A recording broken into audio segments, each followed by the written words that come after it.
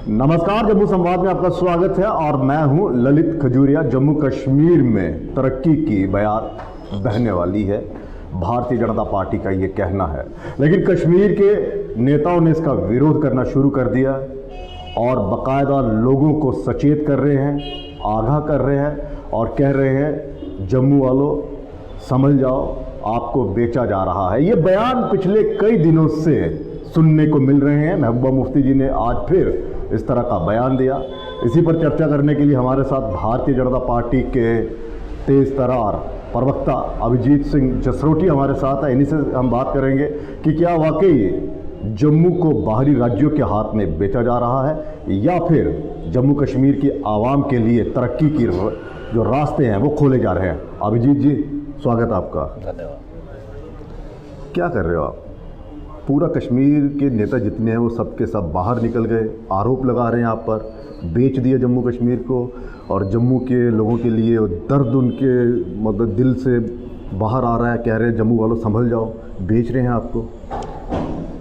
देखिए, इनका दर्द तो मैं समझ सकता हूँ भली भांति, क्योंकि जम्मू वालों के लोगों को मुझे लगता है 50-60 साल के बाद आज इंसाफ मिलना शुरू हुआ है, उनको अपना हक मिल रहा है। उनसे इनको प्रॉब्लम होगी। अब कुछ 2-4 सीटें हमारी बढ़ गई, उससे भी इनको दिक्कत हो रही है।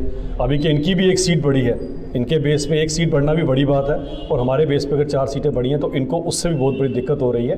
तो जम्मू वालों को अगर हक मिले तो इससे इनको हमेशा प्रॉब्लम रहती है, क्योंकि 40-50 साल से हमारे जम्मू के लोगों को उन्होंने सिर्फ दबाया ही दबाया है। और इनकी राजनीति कोई आप कहें कि कोई कश्मीर ओरिएंटेड भी है, वैसा भी नहीं है। इनकी जो राजनीति है वो सेल्फ ओरिएंटेड है, खुद के लिए राजनीति करते हैं, लोगों के लिए राजनीति नहीं ये लोग करते। आज अगर जम्मू कश्मीर के अंदर इतनी बड़ी इन्वेस्टमेंट आ रही है, आज सऊदी से इतनी बड़ी इन्वेस्टमेंट आ रही है, दुबई से इतनी बड़ी इन्वेस्टमेंट आ रही है, बड़े से बड़ा जो इंडस्ट्रियलिस्ट है वो आज जम्मू कश्मीर के अंदर जगह ढूंढ रहा है, अपनी इंडस्ट्री लगाना चाहता है। इससे इनको क्या दिक्कत हो रही है? इनसे ज़रूर पूछना चाहिए कि ये कारण क्या है। और ये वो नेता है। नहीं, दिक्कत इनको ये हो रही है कि ज़मीनों को बाहरी लोगों को बेचने की एक साजिश चल रही है, कह रहे हैं। देखिए, सबसे पहले तो बाहर अंदर क्या होता है, हम तो हिंदुस्तान के कश्मीर से लेकर कन्याकुमारी तक सारे का सारा हमारा है। और एक चीज़ को अगर आप समझेंगे ललित, सारे का सारा हमारा तो सारी पूरे राज्य के लोग यहाँ में थोड़ा रहेंगे। नहीं, राज्य के लोग नहीं आ रहे ललित जी, कहीं भी एक इन्वेस्टमेंट आ रही है। आप एक चीज़ को समझे कि हमारे जम्मू में आ जाके है ही क्या है। हमारे जम्मू में तो कोई ऐसी पैदावार नहीं होती। कश्मीर को अगर आप लेकर चलेंगे तो केसर वहाँ पर, ड्राई फ्रूट वहाँ पर, टूरिज्म वहाँ पर, हैंडीक्राफ्ट वहाँ पर, कालीन वहाँ पर, एक एक चीज़ वहाँ पर। वो खुद में ही लोग जो हैं सेल्फ सफिशिएंट थे शुरू से। जम्मू वालों के पास आ जाके क्या थी? हमारी वैष्णो माता जी। वैष्णो माता जी के जो चढ़ावा चढ़ता था उससे ये सरकारें और ये नेता जो है अपनी ऐशी किया करते थे। ये आपको याद होगा। वो पैसा किसके ऊपर लगना चाहिए था? जम्मू का चढ़ावा जम्मू के लोगों पर लगना चाहिए था। क्या जम्मू में वो पैसा लगा? इन्होंने सरकार ही उसके दाम पर चलाई। जम्मू के साथ जो नाइंसाफ़ी होती रही उसको आज इंसाफ मिल रहा है। जब तक कोई इन्वेस्टर बड़ा यहाँ पर नहीं आएगा, आप मुझे बताएं, बड़ा यूनिट कैसे खुलेगा, बड़ी फैक्ट्री कैसे लगेगी, लोगों को रोजगार कैसे मिलेगा? आज जम्मू जो है वो बूढ़ों का शहर हो गया, क्योंकि जितने बच्चे पढ़ लिख गए पलायन करके वो चले गए बेचारे। कोई बॉम्बे में, कोई पुणे में, कोई कहीं पर नौकरी कर रहा है, कोई फॉरेन में नौकरी कर रहा है। तो पीछे कौन रह गए? बुजुर्ग माँ बाप। अब वो बुजुर्ग माँ बाप की सेवा करें या अपनी रोजी रोटी कमाएं। अगर उनको एक मौका मिल रहा है ललित जी वापस आने का, अपने राज्य में अपने माँ बाप की सेवा भी करें और अपनी रोजी रोटी भी कमाएं, तो इसमें मिर्ची किसे लग रही है? लेकिन लोगों का ये भी कहना और नेताओं का भी ये कहना, जम्मू के भी कई नेता हैं, उनका भी ये सवाल है कि अगर आपके MOU साइन हो रहे हैं और अगर आप यहाँ पर इन्वेस्टमेंट ला रहे हैं, इंडस्ट्रियलिस्ट आ रहे हैं, तो क्या आपने कोई रोड मैप जम्मू के लोगों के लिए बनाया है? कोई प्रतिशत रखा है कि हाँ जी, अगर इंडस्ट्रीज़ यहाँ पर आती है, बड़े बड़े इंडस्ट्रीज़ यहाँ पर अपने यूनिट लगाते हैं तो इतने फीसदी लोग जम्मू के लगेंगे, एक बड़ी या कश्मीर के लगेंगे, लोकल लगेंगे? ये सिक्योरिटी भी तो आप देनी चाहिए ना। बिल्कुल, एक बड़ी सिंपल सी बात है कि जहाँ कहीं पर भी बाहर यूनिट लगे, कहीं पर लगे, वहाँ पर हमेशा ये रहता है कि जो लोकलाइट सबसे पहले उसी को प्रेफरेंस दी जाती है। आप खुद समझे, आप लोकलाइट हैं, आप ज़्यादा बेटर अपनी जगह पे काम कर सकते हैं जितना कि कोई बाहर से आके कर सकता है। लेकिन पहले रोजगार तो होना चाहिए। जब रोजगार ही नहीं होगा तो नौकरी कोई कैसे करेगा यहाँ पर?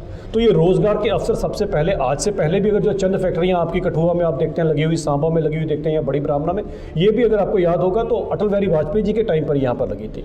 हमने तभी से ही जम्मू कश्मीर के लोगों के लिए, हमारे लिए तो हमेशा प्राथमिकता रही इन सब। लेकिन उसके भी तो बाहरी इंडस्ट्रीज ने फायदा उठाया ना, सब्सिडी ली, प्रॉफिट लिया और यूनिट बंद करके चले गए। नहीं, ऐसा नहीं है, यूनिट बंद करके चले गए लोगों ने। यहाँ पर आप सांबा चले जाइए, हमारी आप चले जाइए, अभी भी काफ़ी इंडस्ट्रीज़ हैं। कोई अगर चले गए या किसी कारण नहीं रहा तो अब देखिए ना, अब तो प्लॉट ही नहीं मिल रहा। आज ये है कि आज लोग ढूंढ रहे हैं कि हमें कहीं से ज़मीन मिले यहाँ पर फैक्ट्री लगाने के लिए।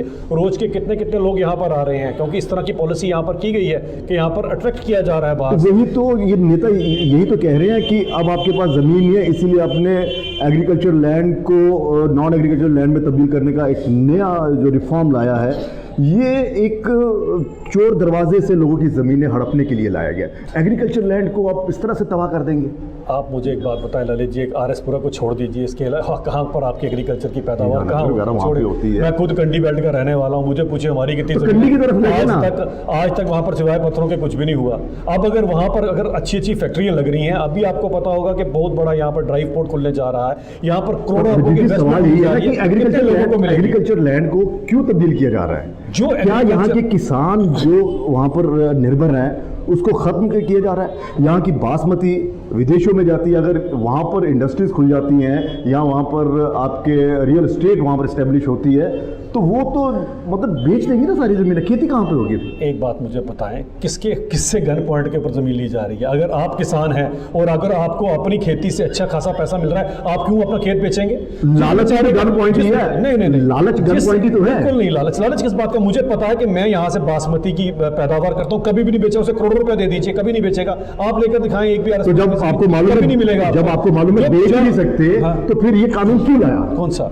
ये लोगों जो ऐसी लैंड पड़ी थी जो एग्रीकल्चर के अंदर आती थी, लेकिन उस उगता कुछ नहीं था वहां पर, उस लैंड का अगर यूज चेंज होकर वहां पर एक अच्छी खासा यूनिट लग जाएगा, जिसमें आगे पीछे के गांव के या कस्बे के लोगों को 1000-2000 यूथ को नौकरी मिलेगी, तो इसमें किसे एतराज है? कश्मीर के लीडरों को जरूर हो सकता है एतराज, मुझे लगता है यहाँ पर किसी और को एतराज होगा इसके अंदर, क्योंकि सबसे बड़ी चीज है एम्प्लॉयमेंट जनरेट करना ही सबसे जरूरी है। लेकिन अभिजीत जी, जब यहाँ पर डोमिसाइल लाया गया था और एलजी साहब का 2-3 महीने पुराना बयान है, और ये मुझे लगता है कि इस पे सोशल मीडिया पर भी है कि एग्रीकल्चर लैंड को बाहर के लोग नहीं खरीद रहे हैं, इसकी मैं गारंटी दे रहा हूँ और आप जान बिठा लीजिए। लेकिन आपको मालूम, मतलब एक कान यहाँ से नहीं पकड़ा, घुमा के पकड़ लिया और आपने तुरंत 100 कनाल ज़मीन का एक वो फरमान जारी कर दिया कि आप करवा लीजिए जी नॉन एग्रीकल्चर लैंड में। इस पर तो मंशा उठती है ना। देखें, जहाँ तक आपकी बात रही डोमिसाइल की, ये सब कुछ तो है ही है यहाँ पर, लेकिन नहीं, एक इंडस्ट्रियलिस्ट आएगा, मुझे एक बड़े सिंपल सी बात है, सरकार के पास ज़मीन नहीं है। सरकार के पास कहाँ ज़मीन है मुझे बताएं? सरकार की ये जो आपकी 250 कनाल 300 कनाल 400 कनाल पे जो आप देते हैं आंकड़े, जो आंकड़े आप देते हैं कि कब्जे हो गए हैं, तो वो कब्जे छुड़ाइए ना फिर। अरे सरकारी ये तो कब्जे छुड़ा ही रहे हैं, कौन सा कब्जा नहीं छूट रहा? जहाँ पर लगे ही हैं डिपार्टमेंट अपना काम करने के लिए। तो सरकार के पास इतना रकबा है ही नहीं है कि अगर कोई यूनिट लगाना चाहता है 50 कनाल में 100 कनाल में, तो सरकार के पास नहीं है। सरकार के पास नहीं है ये सरकार जो रकबे, इस रकबे के अंदर कई ऐसे रकबे हैं जहाँ पर कोई ऐसी लैंड्स पड़ी जिसके पुराने ओनर्स हैं। आज भी आप देख लीजिए, पुराने ओनर्स हैं, और उन बेचारों की लैंड की कीमत क्या है आपको जानकर हैरानगी होगी। 50,000 रुपया कनाल, 1 लाख रुपया कनाल उसकी कीमत है। अगर वहाँ पर एक बड़ी इंडस्ट्री खुल जाएगी, एक तो उसको 4 पैसे मिलेंगे। ये तो बहुत बड़ा बयान है कि सरकार के पास जमीन ही नहीं है, और जो कब्जे हुए नाजायज कब्जे, उसमें आप छुड़ाने की पहल। नाजायज कब्जा जिसका है यही तो किया जा रहा है, जिसका नाजायज कब्जा सभी छुड़ाए जा रहे हैं। क्यों नहीं छुड़ाने चाहिए? आज तक नाजायज कब्जे थे किनके? इन्हीं नेताओं के थे, जो आज सबसे ज्यादा जिनको मिर्ची लग रही है उन्हीं के नेताओं के थे, आज उनसे छुड़ाए जा रहे हैं। ऐसी बात नहीं है, लेकिन जमीन कहाँ से लेकर आओगे बताएं? जमीन तो आपको कहीं नहीं, तो जमीन आप पैदा नहीं कर सकते। जमीन तो यही की यही इंडस्ट्रीज तो वही है ना, कई बंद पड़ी हैं, कई जमीनें वहां पर आप देखिए, सांबा में देखिए, गंगियाल, बड़ी ब्राह्मणा, आप वहाँ पे घाटी में चले जाइए, कितनी ज़मीनें हैं, उसके लिए तो कोई प्रपोजल नहीं आ रहा। बंद फैक्ट्रियों के लिए कोई नई ऐसी पॉलिसी आप ला नहीं रहे। लेकिन हाँ, लोगों में यही तो एक सवाल उठता है कि ये आखिर चल क्या रहा है? 50,000 करोड़ से ज़्यादा की इन्वेस्टमेंट जब आएगी ना, तो इतने से इंडस्ट्रियल एरिया से कुछ नहीं बनेगा, बहुत ज़्यादा इसमें ज़मीन चाहिए। दूसरी चीज़ और समझे, आप कह रहे हैं जिन्होंने यूनिट बंद किए, जिन्होंने सब्सिडियाँ खाकर यहाँ से निकल गए, उन्हीं के यूनिट फिर से लिए जा रहे हैं। अब सबको नोटिस निकल चुका है, जरा पढ़िए आप, सबको नोटिस निकल, जिसने वहाँ पर अगर ऐसा कुछ काम किया उसकी ज़मीन वापस ली जा रही है, और ये ज़मीनें लेकर उनको दी जाएंगी जो सही में यहाँ पर बिजनेस करना चाहते हैं, जो सही में यहाँ पर निवेश करना चाहते हैं, जो सही में यहाँ पर लोगों को नौकरी देना चाहते हैं। इंडस्ट्रीज के बारे में कुछ सोचा जा रहा है कि बिल्कुल। अरे इसके अंदर अगर आप देखेंगे जितनी भी पॉलिसी कवर की जा रही है, इसके अंदर कई बेनिफिट्स दिए जा रहे हैं, सभी को बेनिफिट दिए जा रहे हैं। क्या बेनिफिट? तो फिर ये नेता क्यों इतने मतलब कि देखिए, नेता जो है बुखलाए हुए हैं, मतलब इतने चिल्लाहट हो रही है, क्यों हो रही है? नेता ये बुखलाए हुए इसलिए है कि आप एक चीज़ समझे, जो सबसे ज़्यादा नेता आज चिल्ला रहे हैं, भले वो एनसी के हैं, पीडीपी के हैं, ये कभी नहीं चाहते यहाँ पर एम्प्लॉयमेंट आए। ना यहाँ आए ना कश्मीर में आए, ये नहीं चाहते। ये तो चाहते हैं बेरोजगारी रहे। बेरोजगारी से क्या पैदा होगा? उसी पर सियासत करते रहे। बेरोजगारी से क्या पैदा होगा? पत्थरबाज, नशा। और फिर पत्थरबाज के बाद क्या बनेगा? टेररिस्ट बनेगा। और ये इनको सूट करता है, फिर ये हिंदुस्तान पाकिस्तान का राग लापेंगे। ये इनकी मंशा ही यही है कि बेरोजगारी रहे यहाँ पर, बेरोजगारी दूर ना हो, ताकि हम अपनी सियासत करते रहें। अभिजीत जी, आप कश्मीर की और जम्मू की राजनीति को बहुत अच्छे तरीके से जानते हैं, क्योंकि आप लगातार दौरे भी कर रहे हैं कश्मीर में, कहीं आपकी सभाएं होती हैं। जब आप लोगों से वहाँ से मुलाकात होती है तो वो क्या कहते हैं कि इन नेताओं ने हमें लूट लिया, या फिर उन्हें उम्मीद है कि हाँ कोई तो ऐसी पार्टी है यहाँ आएगी जो हमारे बारे में सोचेगी? देखें, आज अगर आप जब बातचीत होती है, एक चीज़ आप समझे कि राजीव गांधी जी का आपको टाइम याद होगा, खुद कहते थे मैं यहाँ से 100 रुपया भेजता हूँ, 1 रुपया भी लोगों तक नहीं पहुँचता। वो 99 रुपये कौन खाता था? कौन खाएगा बताएंगे? तो आप समझ सकते हैं ना। और वो 99 जो खाते थे उनको तो मिर्ची लगनी है बीच में। आज जो डीबीटी, डायरेक्ट बेनिफिट ट्रांसफर हो रहा है, डायरेक्ट पैसा लोगों के अकाउंट में आ रहा है, तो जम्मू में भी आ रहा है, कश्मीर में भी आ रहा है, हिंदू के अकाउंट में भी आ रहा है, मुस्लिम के अकाउंट में भी पैसे आ रहे हैं। हर एक चीज़ दी जा रही है, लोगों को आज दिख रहा है। लोग तो हैरान होते हैं कश्मीर में, मुझे पूछते हैं जनाब ऐसे सरकार चलती थी, हमने तो आज तक नहीं देखा। वो खुद पूछते हैं, और मुझसे जब कभी भी इनके प्रवक्ता बहस करते हैं, मैं कहा हमारे 4 साल का रिपोर्ट कार्ड निकालिए और अपना 40 साल का रिपोर्ट कार्ड निकालिए। लोग तो हैरान हो जाते हैं। उनको सबसे पहले 40 साल के रिपोर्ट कार्ड में क्या है? सिर्फ उनमें फेलियर ही फेलियर, नेगेटिव, भ्रष्टाचार, कुछ नहीं है। भ्रष्टाचार की तो सीमा इन्होंने लांघ दी। धारा 370 की आड़ में सबसे बड़ा क्या इनको बेनिफिट था? अकाउंटेबिलिटी नहीं थी। जो पैसा सेंटर से आता था उस समय इन्हीं की सरकारों के साथ जो गठबंधन थे, पहले सेंटर वाला अपना कट मारते थे, फिर इनके पास पहुंच जाता था। आम लोगों के पास पैसा नहीं पहुंचा। आम लोगों ने पहली बार सरकारी पैसा, ये मैं आपके सामने बड़ा वाजे आपके चैनल पे कह रहा हूँ, ये पूछ लीजिएगा, 2014 में सबसे पहले जब फ्लड्स आए थे, लोगों को पहली बार पैसा मिला था उनके को। लोग हैरान रह गए, सरकार भी पैसा देती है। या फिर करोड़ों अरबों रुपया इन लोगों ने उसी नाम पे लिया है आज तक। बना कौन? या एनसी के लीडर बने, या पीडीपी के। पैसा गया कहाँ पे है? इन्हीं के। आज देख लीजिए ना, इनकी जरा इनके लीडरों की 20-30 साल पुरानी जरा स्टेटमेंट निकालिएगा इनके अकाउंट्स की, और अभी की निकालिएगा। पूछिएगा ना, या हुर्रियत के नेता उनकी निकालिएगा। तो सरकार खंगाल रही है पैसों को? नहीं, बिल्कुल क्यों नहीं। अगर पुरानी मुख्यमंत्री के अगर रिश्तेदारों से पूछा जा रहा है तुमने पैसे कहाँ छोड़े, तो किसी को बख्शा जाएगा क्या? जिस किसी ने भी 1 रुपया इस पब्लिक का खाया है, सूद समेत वापस लिया जाएगा उनसे। पैसा आएगा वापस, या सिर्फ वही केस दर्ज होंगे? जी क्यों, जिनके पास तो है जरूर लिया जाना चाहिए। मैं तो कहता हूँ लिया भी जाएगा उनसे, और उनके ऊपर केस भी दर्ज होने चाहिए। पब्लिक का पैसा है, पब्लिक का पैसा आप ऐसे खा सकते हैं? जम्मू की याद क्यों आ रही है नेताओं को? जम्मू की याद इनको आती है। एक तो चिल्ले कलाम चल रहा है, वहाँ पर बर्फबारी हो रही है। एक तो उनको वैसे भी 2-4 महीने हमारे जम्मू वालों की बड़ी याद आती है इनको। अच्छा। इसलिए भी इनको याद आ रही है। जो आज सबसे ज़्यादा राग लाप रही थी, जम्मू की बातें कर रही थी, उनसे ज़रा पूछिए 2008 का जो लैंड रो था, आप तो 1 इंच किसी बाहर के जम्मू के लोगों को देने को राजी नहीं थे। जो बाबा बर्फानी के श्रद्धालु जो आते थे वहाँ पर यात्रा के लिए, 1 इंच ज़मीन उनको देते थे। आज जम्मू वालों की अचानक कैसे याद आ गई आपको? जरा पूछिएगा इनसे एक बारी, ऐसा क्या आपके क्या प्यार उमड़ गया इनको जम्मू के लिए? खोखली राजनीति, कुछ कर पाए नहीं इतने सालों में। आज लोगों के पास जाके इनके पास लेकर क्या जाए? कोई ऐसी अचीवमेंट नहीं है, कोई ऐसा इन्होंने बड़ा काम नहीं किया। इनके पास आ जाके 370 और यही राग लापेंगे, इसीलिए यही बात करेंगे और बरगलाओ लोगों को। और आज गुज्जर बकरवालों का सबसे ज़्यादा नाम लिया है इन्होंने। आपको जो मैंने 2-4 दिन पहले प्रेस कॉन्फ्रेंस जो मैंने की थी, 1164 नंबर का GAD का 26 नवंबर 1996 का जो मैंने निकाला कच्चा चिट्ठा, उसके अंदर स्टेट ऑटोनॉमी की रिपोर्ट, जो स्टेट ऑटोनॉमी में सरल भाषा में बताइएगा हमारे दर्शकों को क्या। 1164 नंबर का GAD का एक फरमान उस समय जो निकलता है, एक ऑर्डर निकलता है जिसमें नवंबर 1996 में निकलता है। उसमें कमेटी फ्रेम करते हैं NC वाले, यानी कि फारूक साहब कमेटी फ्रेम करते हैं। उसमें कई सारे मेंबर्स कांग्रेस के डलते हैं, कई सारे NC के डलते हैं। उसमें क्लियर कट ये एब्रोगेशन की बात करते हैं, और सब वो आर्टिकल एब्रोगेशन जो हिंदुस्तान के आइन में थे उनको एब्रोगेट करने की बात करते हैं। वो कौन से आर्टिकल्स थे? Which were pertaining to political reservation for ST, यही गुज्जर बकरवाल जिनका सबसे ज्यादा नाम ले रही हैं, और SC भाइयों के लिए। अब सोचिए कितने बड़ी धोखाधड़ी है इन लोगों के साथ। शेड्यूल कास्ट भाई, शेड्यूल ट्राइब भाई 1996 में किसको वोट दिया करते थे? NC और कांग्रेस। फुल मेजॉरिटी आप कितना बड़ा धोखा लोगों के साथ कर रहे हो कि वोट आप इनका ले रहे हो और इन बेचारों की जड़ी कैसे काट रहे हो आप? उसमें क्लियर कर ले रहे हो कि इनको रिजर्वेशन नहीं मिली। लोगों की आंखों से पट्टी उतार रहे हैं ना। बिल्कुल। मैंने जब ये एक्सपोज किया, मुझे तो कई एजेंसीज वाले बेचारे पूछे थे, सर उसका जरा कॉपी भेजें। ये पॉलिसी रिसर्च विभाग मैं देखता हूँ भाजपा का, वहाँ से हमने ये चीज़ निकाली बाहर कि किस तरह से डेलिबरेटली लोगों को आप डैमेज कर रहे हैं। और इन्हीं गुज्जर बकरवालों का आज फिर से आप नाम ले रही हैं। स्टेट ऑटोनॉमी का मतलब क्या था? ऑटोनॉमी इनके लिए क्या थी? मुफ्तीज की ऑटोनॉमी और अब्दुल्लास की ऑटोनॉमी। बेचारे गरीब की ऑटोनॉमी नहीं थी, ये ऑटोनॉमी के नाम पे खेल खेल रहे थे। तभी उन्होंने हमेशा ग्रेटर ऑटोनॉमी की उन सब की बातें की। फारूक अब्दुल्ला साहब काफ़ी घबराए हुए हैं, उनका गला रौन जाता है जब वो दिल्ली में किसी चैनल को इंटरव्यू देते हैं कहते हैं मुस्लिम्स बड़े ख़तरे में हैं, हिंदुस्तान में मुसलमान ख़तरे में है, तबाह कर दिया है। अब क्या कर दिया भाजपा ने ऐसा? देखिए, मैंने फिर वही कहा कि मुझे इनको एक्सपोज कर दिया ये। मुझे बड़ा अफसोस होता है। फारूक साहब बड़े कद्दावर, बड़े बुजुर्ग भी हैं, उनके खिलाफ तो मैं क्या बोलूँ, लेकिन कुछ चीज़ें आप लोगों को बताना भी बड़ी ज़रूरी हैं।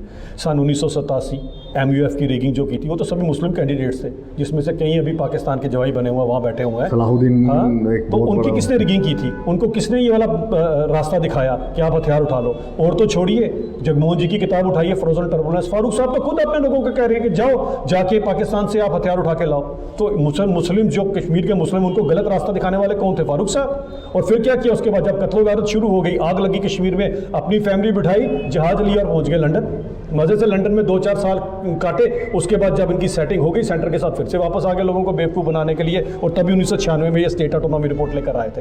कितने षड्यंत्र के तरह चलते हैं। दिक्कत इनको ये है, इनके सिर्फ सिवाय अब्दुल्ला और मुफ्ती के कोई दूसरा इंसान नहीं दिखता।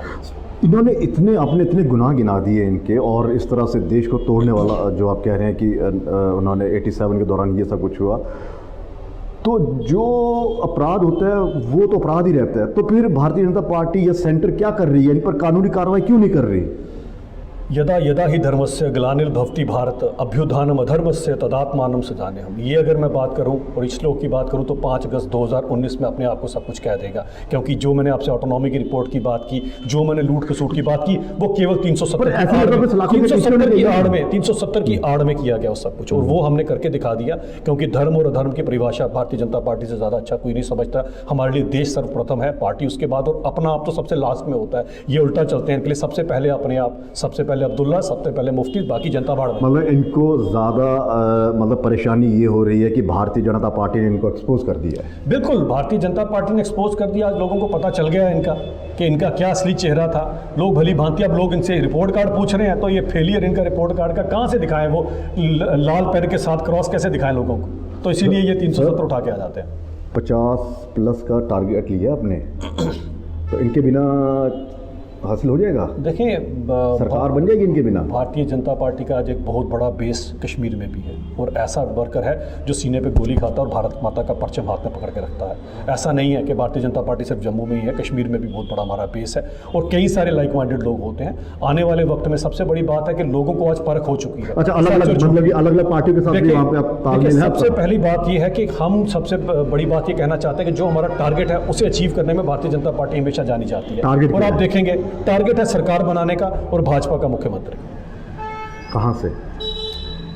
कहीं से भी हो, वैसे तो जम्मू का ही होना चाहिए, क्योंकि जम्मू वालों को भी एक मौका होना मिलना चाहिए। नहीं हो जी, देखिए, मुख्यमंत्री की जहाँ तक करना बात- पड़ेगा, क्योंकि ललित जी, आपने जो सियासत शुरू की है यहाँ पर भारतीय जनता पार्टी ने, वो तो यही कह रहे हैं ना कि हमेशा कश्मीर को नुमाइंदगी मिली, जम्मू का कोई मुख्यमंत्री नहीं बना। और जब अगर 50+ का अगर टारगेट लेकर चल रहे हो और आप इतने आश्वस्त हैं कि सरकार आप बनाएंगे, तो फिर जम्मू से क्यों नहीं बनेगा? बिल्कुल, मैं आपको एक बात बताऊं, जम्मू वालों ने क्या पाप किए हैं? हमारा मुख्यमंत्री क्यों नहीं बन सकता?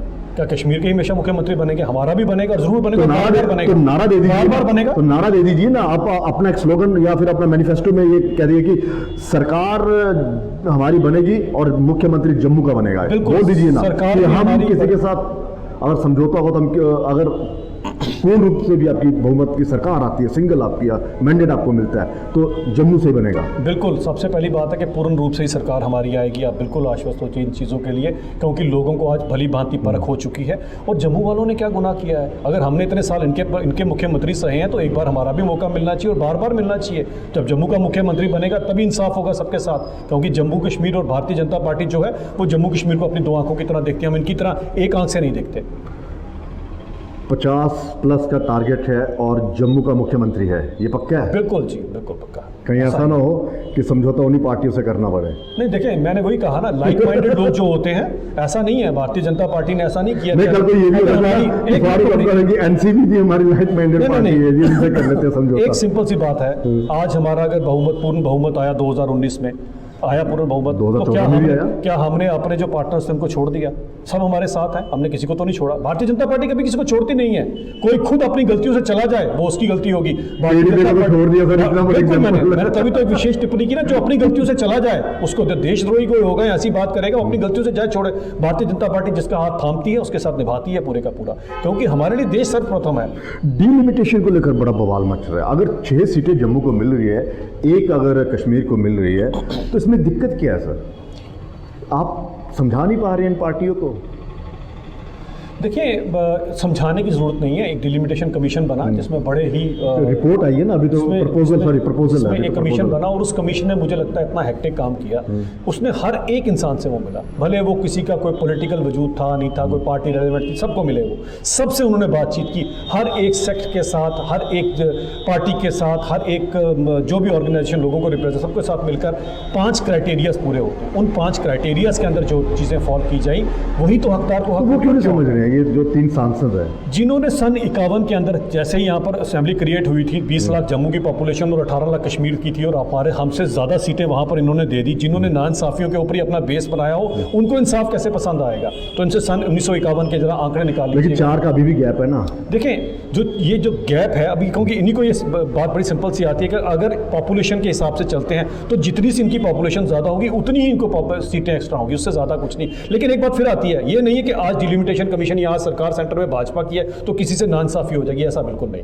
मैंने कहा ना, जब तक आप इंसाफ नहीं करोगे, जब तक आप हकदार हक को हक नहीं दोगे, फिर से आप कोई एनसी और पीडीपी की तरह फिर आप लोगों को बेवकूफ़ बनाना शुरू हो जाओगे। भाजपा की मंशा ऐसी नहीं है। भाजपा पूरे देश के लिए है, हर इंसान के लिए है, हर मजहब के लिए है, किसी एक मजहब की पार्टी नहीं है। मुख्यमंत्री का चेहरा है कोई जम्मू में? कौन होगा? ये हायर कमांड जो है हमारी, वो हमेशा तय करती है। यहाँ पर ऐसा कुछ नहीं है। वहाँ पर चुनाव होंगे, बिल्कुल चुनाव होंगे, क्यों नहीं होंगे? डीडीसी के चुनाव हुए, पंचायत के चुनाव हुए, बीडीसी के चुनाव हुए, सभी चुनाव हुए, तो ये चुनाव क्यों नहीं होंगे? ये भी होंगे, जरूर होंगे।